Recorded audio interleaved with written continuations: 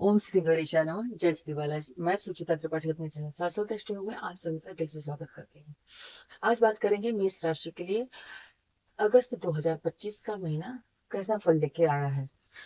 इस वीडियो में हम health, family, love life, education, marriage life, business और जॉब आदि की विस्तृत चर्चा करेंगे।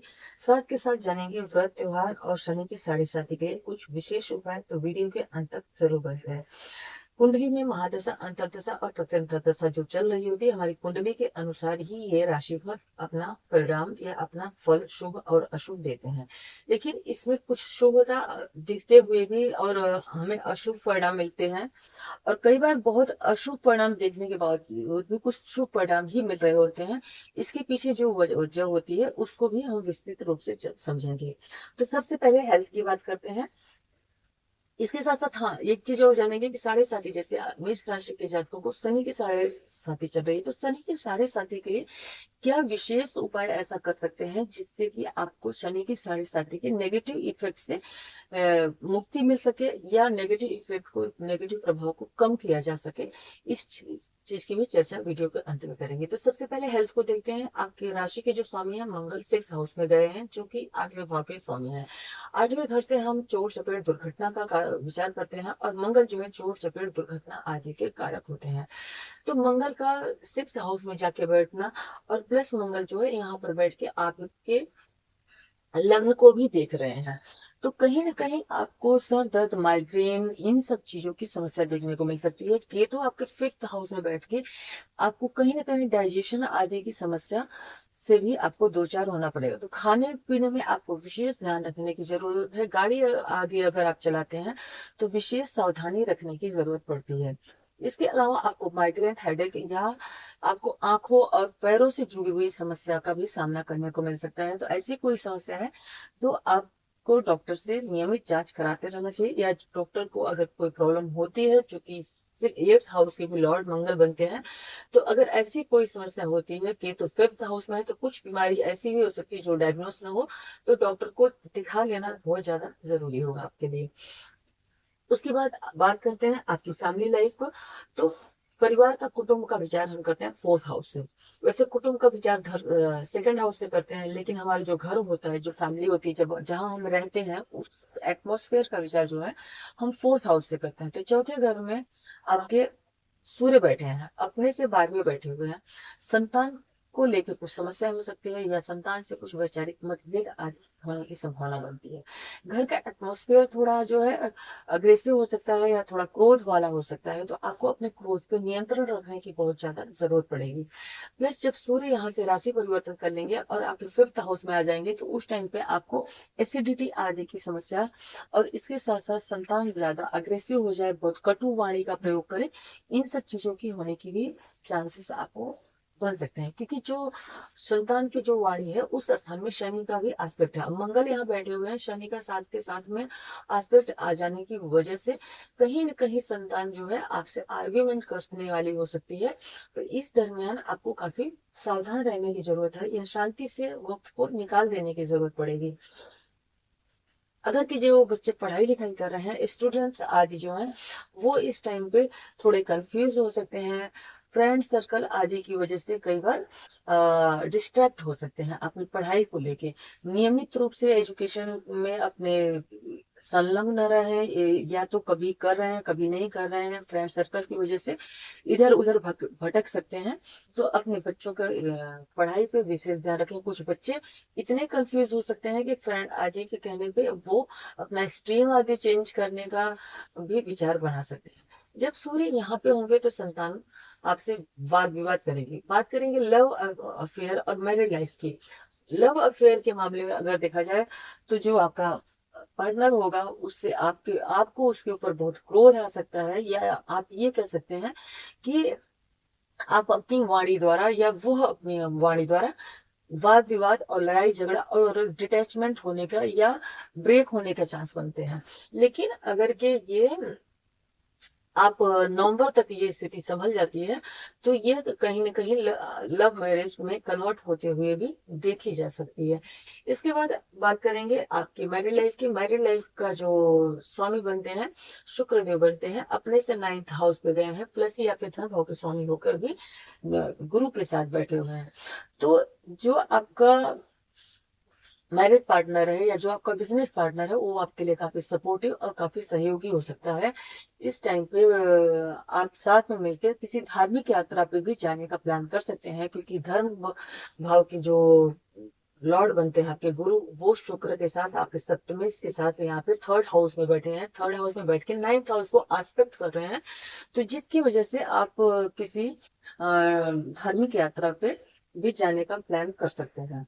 इसके बाद अगर की बात करें आपकी बिजनेस का, जॉब का, तो जॉब के लॉर्ड जो है शुक्र बनते हैं। शुक्र अपने से एकादश हाउस में, अभी ये वक्री अवस्था में, जब ये मार्गी हो जाएंगे तब आपको थोड़े से अच्छे रिजल्ट देखने को मिलेंगे जॉब आदि में। फिर आपको चेंज आदि हो सकता है, या आपका प्रमोशन आदि भी उस टाइम पे होने के योग बनेंगे। साथ में आपको ध्यान रखना है, सबसे पहले 4th हाउस में 6th और 3rd हाउस के लॉर्ड बुध बैठे हैं वक्री अवस्था में। माता के स्वास्थ्य का विशेष ध्यान रखें। प्लस आपके 9th हाउस में एक साथ में केतु का एस्पेक्ट है, प्लस मंगल का, 1 2 3 4 मंगल का एस्पेक्ट है। इसके साथ शनि का भी एस्पेक्ट है। हालांकि गुरु अपनी स्वराशि को देख रहे हैं, लेकिन फिर भी फादर की हेल्थ का आपको विशेष ध्यान रखने की जरूरत पड़ती है। उनको हाई बीपी, चेस्ट आदि में कंजक्शन आदि की प्रॉब्लम हो सकती है, या उनके पैरों आदि में भी समस्या आपको देखने की को मिल सकता है। जो बुजुर्ग लोग हैं, उनको इस टाइम पे शनि के 7.5 में अपने स्वास्थ्य का विशेष ध्यान रखने की जरूरत पड़ती है। बात करेंगे इस महीने में जो व्रत और त्योहार पड़ने वाले हैं। एकादशी जो है 15 और 19 अगस्त को पड़ेगा। प्रदोष 6 और 20 तारीख को पड़ेगा। रक्षाबंधन और पूर्णिमा 9 अगस्त को है। कृष्ण जन्माष्टमी 15 अगस्त को है। अमावस्या 22 अगस्त को है। तो सबसे पहले मैं हमेशा की तरह आपको बताऊंगी कि जो पूर्णिमा और अमावस्या वाले दिन एक जल वाला नारियल ने पूरे परिवार के सर से 7 बार एंटी क्लॉकवाइज घुमाते हुए जलते हुए जल में प्रवाह कर दें, या शिवलिंग के पास ले जाकर उसको रख दें। इस उपाय को इस दिन करने से आपको घर में सुख शांति, बच्चों से जुड़ी समस्या आदि से मुक्ति मिलती है। इसके बाद अगर के संध्या काल में आप ये देसी घी का दिया जला के घर के दरवाजे पे या अपने तुलसी के पौधे में रखते हैं, तो यह उपाय भी आपके लिए बहुत अच्छी और शुभ साबित होगी। शनि की 7.5 के लिए एक विशेष उपाय की बात करेंगे। आपको 100 ग्राम चावल लेना है और 100 ग्राम गुड़ लेना है, शक्कर वाली, और उसके अंदर 100 ग्राम नारियल का बुरादा, सफेद तिल, काला तिल थोड़ा थोड़ा डालना है, एक एक चुटकी। उसे साथ में पीस कर उसमें 1-2 बूंद देसी घी मिलाकर, जहां पे चींटियां बहुत सारी होती हैं वहां पर ले जाकर शनिवार की सुबह डाल दें। और इसके साथ साथ 7 शनिवार को कोला जो होता है सूखा हुआ नारियल, उसको कट करना है सर से, और उसके अंदर थोड़ा सा बूरा और थोड़ा सा काला तिल मिला देना है, और उसको ले जाके 2 बूंद घी भी उसमें मिलाना है। और जहाँ पे पीपल का पेड़ होता है वहां थोड़ा गड्ढा खोदेंगे और उसको पूरा दबा देंगे, ताकि नारियल दूसरा कोई निकाल ना पाए, और वहां पे जितनी चींटियां होती हैं वो आके उसको खाए। और साथ में शनिवार के दिन आप एवरी सैटरडे करना है आपको 8 शनिवार तक 7 बार एंटी क्लॉकवाइज एक नारियल जल वाला ले, उसको 7 बार एंटी क्लॉकवाइज घुमाना है, उसको जल प्रवाह करना है। ये उपाय आपको 8 शनिवार करना है। हनुमान चालीसा का पाठ आपको नियमित रूप से सुबह शाम 7-7 बार करना है। अगर आप डेली नहीं कर पाते तो कम से कम शनिवार और मंगलवार को जरूर करें। इसके साथ साथ आप सरसों के तेल में अपना चेहरा देख के छायादान दे सकते हैं। छायादान आपको 7.5 जब तक चलेगी, अभी तो पहले ही चरण की 7.5 है, तो जब तक 7.5 चलेगी ये उपाय आपको तब तक करना है। मैं एक चीज कह रही थी कि कुंडली की महादशा अंतर्दशा में जो शुभता दिखती है या जो अशुभता दिखती है, कई बार वो दृष्टिगोचर हमारे मासिक राशिफल में नहीं हो रही होती है। उसके पीछे कहीं ना कहीं आपकी कुंडली की महादशा, अंतर्दशा, प्रत्यंतर दशा मैटर करती है। आपकी कुंडली में जो ग्रह बैठे हैं उनके साथ साथ जो गोचर के प्लैनेट होते हैं उनका भी इफेक्ट कहीं ना कहीं होता है। तो गुरु जो है, जैसे गुरु इस टाइम पे शुभ गोचर में नहीं है, गुरु 3rd हाउस में है, तो यहाँ पे इनका गोचर शुभ नहीं माना जाता। तो जब यहाँ पे इनका शुभ गोचर क्लियर नहीं है तो यहाँ पर क्या ये अशुभ परिणाम देंगे। इसको देखने के लिए सबसे पहले आपको देखना पड़ेगा कि गुरु से सेकंड हाउस में अगर के कोई प्लेनेट है, जैसे कि यहाँ सूर्य बुध है, तो इसका मतलब गुरु अपने शुभ परिणाम देने वाले हैं। इसके बाद अगर की बात करें शुक्र की, शुक्र यहाँ पर शुभ अवस्था में है। शुक्र यहाँ शुभ अवस्था में है तो यहाँ ये चंद्र राशि से तीसरे में है। तीसरे में शुभ का होना बहुत शुक्र का होना बहुत शुभ माना जाता है। तो यहाँ पे अगर कोई उनके साथ ही मतलब यहाँ पे जैसे शुक्र है तो यहाँ पे फर्स्ट हाउस में अगर के कोई प्लेनेट होता तो ये और भी ज्यादा शुभ परिणाम दे पाते, मतलब शुक्र बहुत ज्यादा अपने शुभ परिणाम नहीं दे पाएंगे। सूर्य मकर कर्क में रहेंगे, उसके बाद अपनी स्वराशि में आएंगे। तो सूर्य का जो गोचर है ये यहाँ पर अशुभ है कहीं न कहीं। तो सूर्य अपना अशुभ गोचर क्या यहाँ पे पूरी तरीके से दे पाएंगे, ये देखने के लिए आपको ये देखना पड़ेगा कि सूर्य से तीसरे में, यहाँ पे आपको चंद्रमा से अब नहीं देखना है। जब प्लेनेट अशुभ गोचर की स्थिति में होते हैं तब हम उसी प्लेनेट से ही देखते हैं। तो सूर्य से तीसरे में अभी मंगल है, लेकिन जब सूर्य फिफ्थ हाउस में आ जाएंगे 17 तारीख को तो यहाँ से सिक्स देखना पड़ेगा आपको। यहाँ से सिक्स आप देखेंगे तो यहाँ कोई प्लेनेट नहीं है। तो वो टाइम आपके लिए थोड़ा सा ज्यादा हार्डशिप हो सकती है। वो आपको बच्चों से रिलेटेड भी हो सकती है और आपकी हेल्थ से रिलेटेड भी हो सकती है। इसके बाद अगर के आप बात करें बुध की, तो बुध इस टाइम पे आपके चौथे घर में है। जब ये चौथे घर में है तो आप यहाँ से देखेंगे तीसरे घर में गुरु और शुक्र दो प्लेनेट हैं। तो इसका मतलब बुध अपने अच्छे शुभ परिणाम देंगे, लेकिन जब तक ये वक्री अवस्था में है तब तक आपको डॉक्यूमेंट्स आदि से जुड़ी हुई चीजों में काफी सावधान रहने की जरूरत पड़ती है। इसके बाद अगर की बात करें केतु की, तो केतु यहाँ अशुभ परिणाम देते हैं। और केतु में टेक्स्ट में मैंने कई जगह पे देखा केतु का कोई भी विशेष लिखा नहीं गया है। तो केतु यहाँ पे अशुभ परिणाम देते हैं, लेकिन राहु एकादश जब इनका जो है ये नोट्स है ये हमेशा एक दूसरे के 180 डिग्री का ही होते हैं। केतु आप यहाँ पे है तो राहु पे यहाँ पे शुभ परिणाम देने के लिए बाध्य है। तो राहु आपको कहीं ना कहीं शुभ परिणाम जरूर देंगे। इसके बाद अगर मंगल की बात करें, मंगल जो है सिक्स हाउस में है। तो मंगल सिक्स हाउस में बहुत अच्छे परिणाम देते हैं। तो जब जिस टाइम पे मंगल सिक्स हाउस में है उस टाइम पे गोचर में से कोई प्लेनेट यहाँ नाइन्थ हाउस में होना चाहिए था, जो कि नहीं है, जिसकी वजह से मैंने आपको बोला कि हेल्थ का आपको विशेष ध्यान रखने की जरूरत पड़ेगी।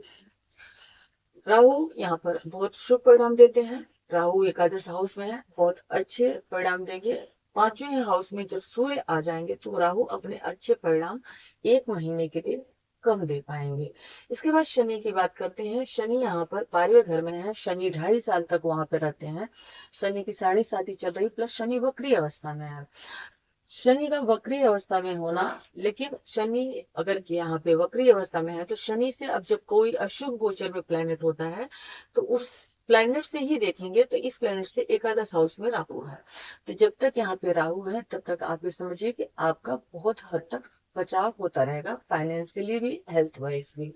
इसके बावजूद भी जो कि आपके राशि के स्वामी सिक्स हाउस में है और उनका कहीं से भी मतलब उनका जो इफेक्ट है कहीं से मंगल का कम नहीं हो सकता है। हालांकि यहाँ पे अगर के नाइन्थ हाउस में कोई प्लेनेट होता तो वो अपने अशुभ फल शुभ फल नहीं दे पाते, लेकिन यहाँ पर ये अपने शुभ फल दे पाएंगे। फिर भी फिफ्थ में यहाँ पे सूर्य और केतु का रहना, यहाँ पे मंगल का रहना कहीं ना कहीं संतान से वाद विवाद, आपको हेल्थ से जुड़ी समस्या दे सकती है, इसलिए इसका विशेष ध्यान रखें। फोर्थ हाउस में तृतीयेश और षष्ठेश है तो घर में कई बार आपको आपके खिलाफ षड्यंत्र समझ में नहीं आएगा। और माता के स्वास्थ्य का भी विशेष ध्यान रखें। आपके 9th हाउस पे शनि मंगल और इसके साथ साथ केतु का भी एस्पेक्ट है, तो फादर को और बुजुर्गों को भी हेल्थ से जुड़ी कुछ न कुछ समस्या हो सकती है। क्योंकि आपके व्यवसाय स्थान के स्वामी शुक्र यहाँ पर है, उस पर राहु की भी दृष्टि है। तो अगर आप किसी बिजनेस आदि में कुछ एक्सपेंड करना चाहते हैं, कुछ बढ़ाना आदि चाहते हैं, तो घर के बड़े बुजुर्गों का सलाह जरूर है। शनि का एस्पेक्ट जो है तीसरा यहाँ पर पड़ रहा है, जिसकी वजह से आपको अपने आंखों का, अपने पैर का विशेष ध्यान रखने की जरूरत पड़ती है। वीडियो पसंद आया हो तो प्लीज वीडियो को लाइक करें, चैनल को सब्सक्राइब करें, अपने फ्रेंड्स एंड रिलेटिव्स के साथ शेयर अवश्य करें। श्री हरि विष्णु आप सभी का कल्याण करें। आप सभी का बहुत बहुत धन्यवाद।